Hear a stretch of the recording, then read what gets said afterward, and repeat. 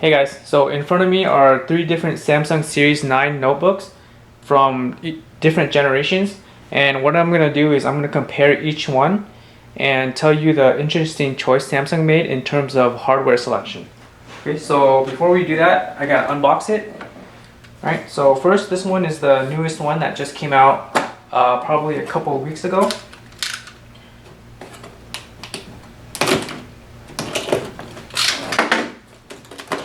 This is the MP900 X3D.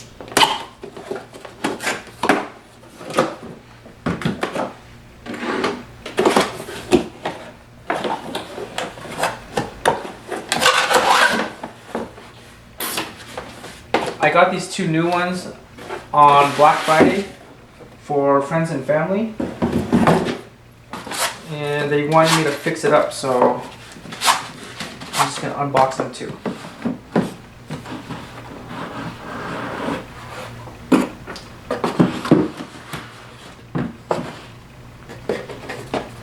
Okay, here's the main notebook.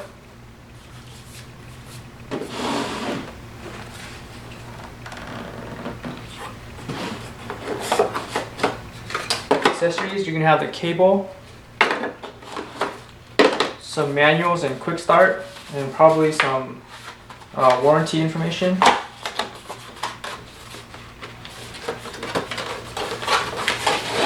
Okay, all of this right here.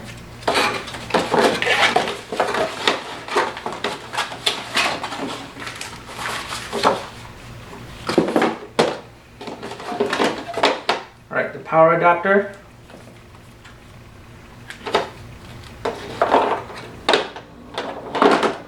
The Ethernet plug.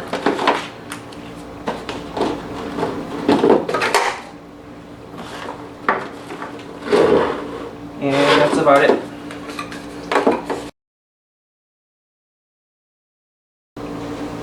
Now the next one. This is a 3rd generation MP900 X3C.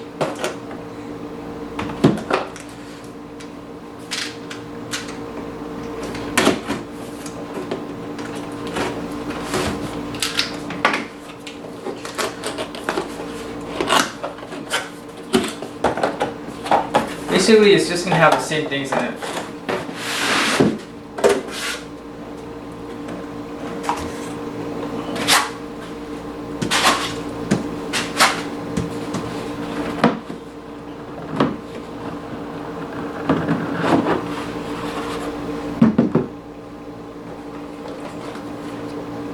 Alright, here's the notebook.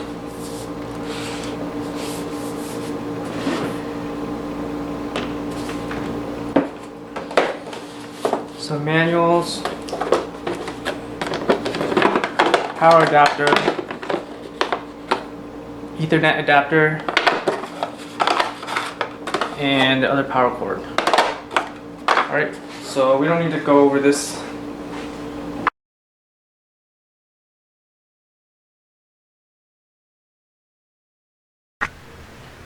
Alright, here they are lined up in chronological order based on release dates. I'm just going to go over the differences on these. I'm not going to do a full review on every aspect. You can just look at one of my other videos for that since these are so similar. But just some really quick specs. They're all 13-inch 1600 by 900 resolution PLS screens. They have 4GB DDR3 memory, 128GB solid state disk, and they all weigh about 2.5 pounds and a 1/2 inch thick. Alright, so let's go over the differences right now. This one here is my own personal MP900 X3B. It came out about 7 or 8 months ago for about $1,400. It's a 2nd generation Series 9 notebook. This one here is a 3rd generation MP900 X3C that launched about a couple of months ago for around the same price point. And this one here is a 4th generation MP900 X3D that just came out a few weeks ago for about $1,000. So pretty decent price reductions. Okay, so they all have i5 processors, but different i5s in them. This X3B here has a Sandy Bridge base system. With the X3C, the processor was updated to an Ivy Bridge processor. But what's interesting is that when this X3D came out, Samsung decided to put the previous generation processor in. So this one here uses a Sandy Bridge processor also, and it's actually slightly slower Sandy Bridge processor than this one right here. This one has about a 1.4 gigahertz base clock, and turbos up to 2.3 gigahertz, I think. This one here starts off at 1.6 gigahertz and turbos up to 2.3 also. But this one here has the fastest processor. It has a 1.7 gigahertz processor and turbos up to 2.6. Alright, so let's take a closer look at these. Another really important aspect is what type of solid state they use. They all have 128 gigabytes SSDs, but not all SSDs are the same. And you're not going to find anywhere on the box or the manual that would tell you what SSD brand each of these uses.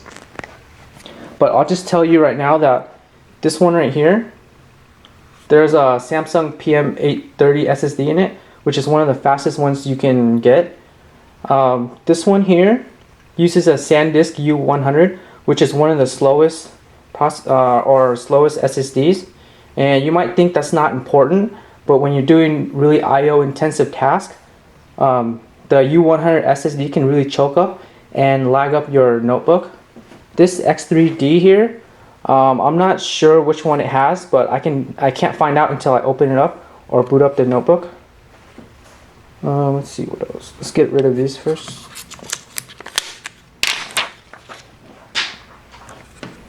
The keyboards are all the same. The screens are the same.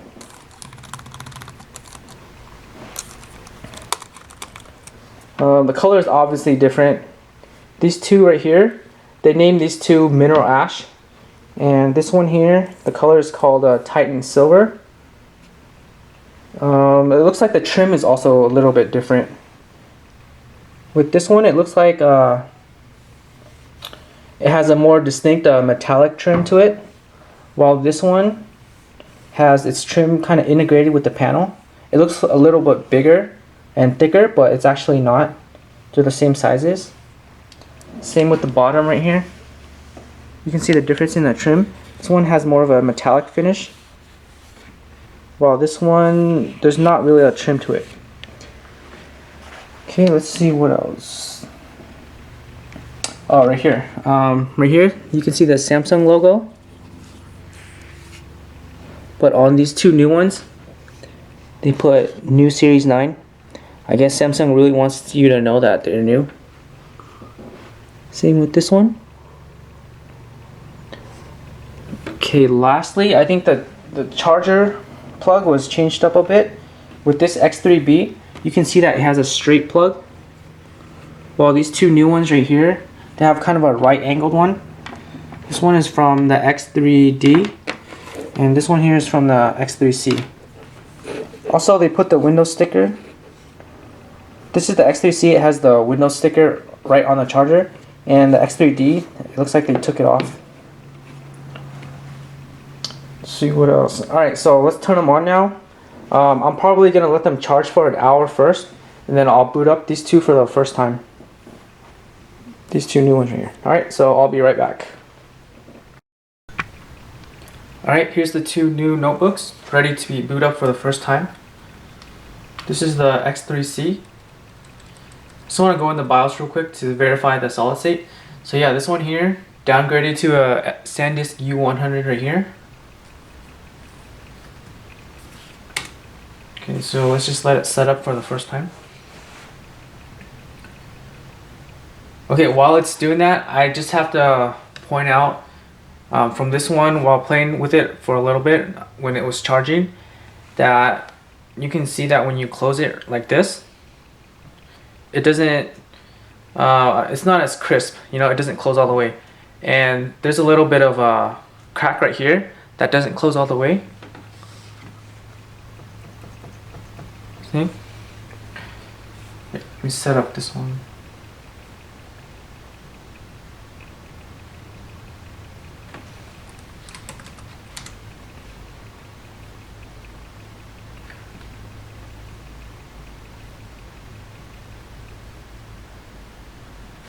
Okay, so while this one is setting up, I'll just compare it to this one right here. This is mine. So when you close it like this, when you get to a certain point when it's almost closed, it'll snap shut. See?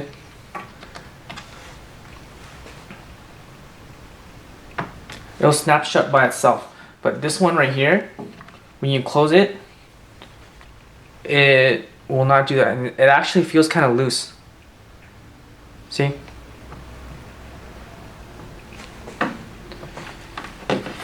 When I pick it up like this, it actually doesn't close all the way.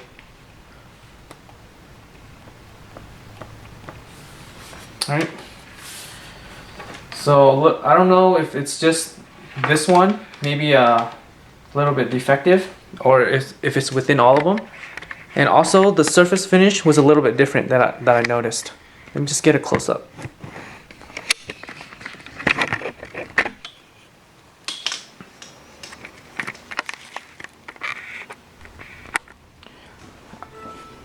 Yeah, let's get rid of this thing first.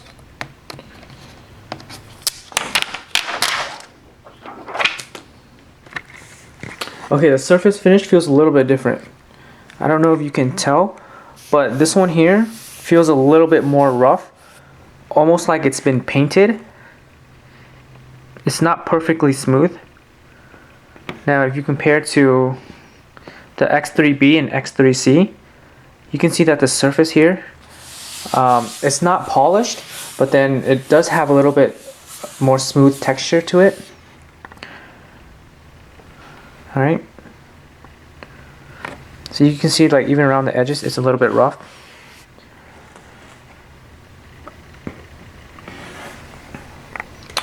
Now, I know this one is aluminum. I think this is aluminum too, although it might be a magnesium finish.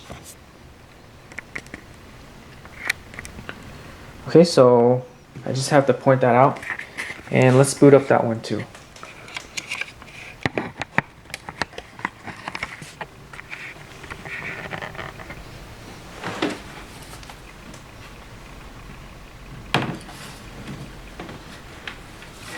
Alright, this one is done.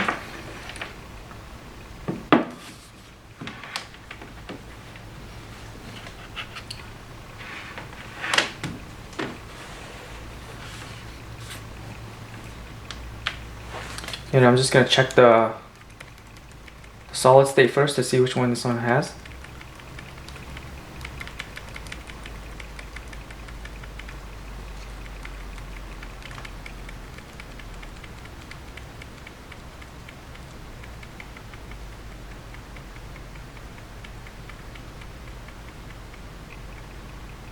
Oh, well, I guess it skipped the BIOS. But this one is Windows 8, by the way. I forgot to mention that. This is Windows 8 and the other two are Windows 7. So let me just set it up real quick.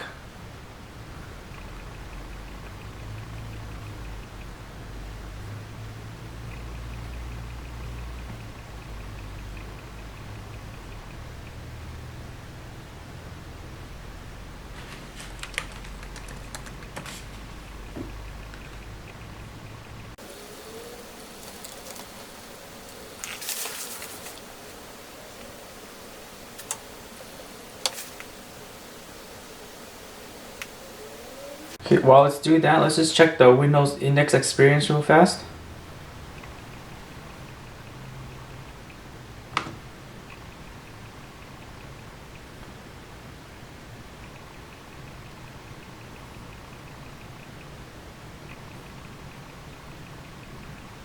So this one is running.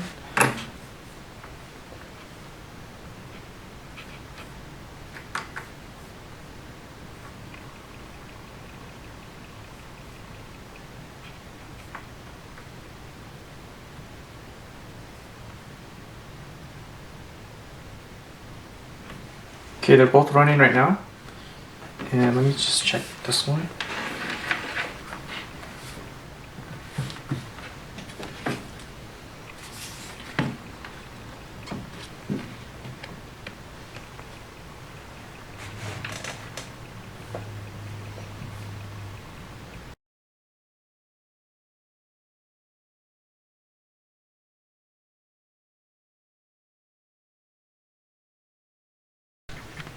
Alright, so it's done. So let me just get a close-up of the notebooks and also the Windows Experience Index. By the way, the Windows Experience Index is not a good benchmarking tool, but then I'm just going to show it anyways for those that do care about it. Okay, so to sum up everything again, X3B has the older Sandy Bridge CPU, but it also has one of the fastest solid states. Okay, X3C has the newest processor and is slightly faster, but it got a downgrade to a slower solid state. X3D here is the newest one at the lowest cost, but it also has the slowest processor and a slow solid state. Now, what all this means is that if you want the newest processor and willing to spend time and money to upgrade the solid state, then this X3C is the one to get. But then just note that these Ultrabooks are not made to be upgradable, because here on the bottom right here, there's no easy access panel for you just to remove the solid state. You have to completely take apart the bottom right here to just upgrade it, and this may or may not void your warranty. Now, if you're not willing to do all that, then this X3B here is the best choice, because the processor is barely slower, but you get a much better solid state that you won't have to spend time and money to upgrade. Okay, and lastly, this X3D is good if you're on a budget and you still want the same design as the other two, and you don't mind the minor imperfections in the case. Okay, so that's about it.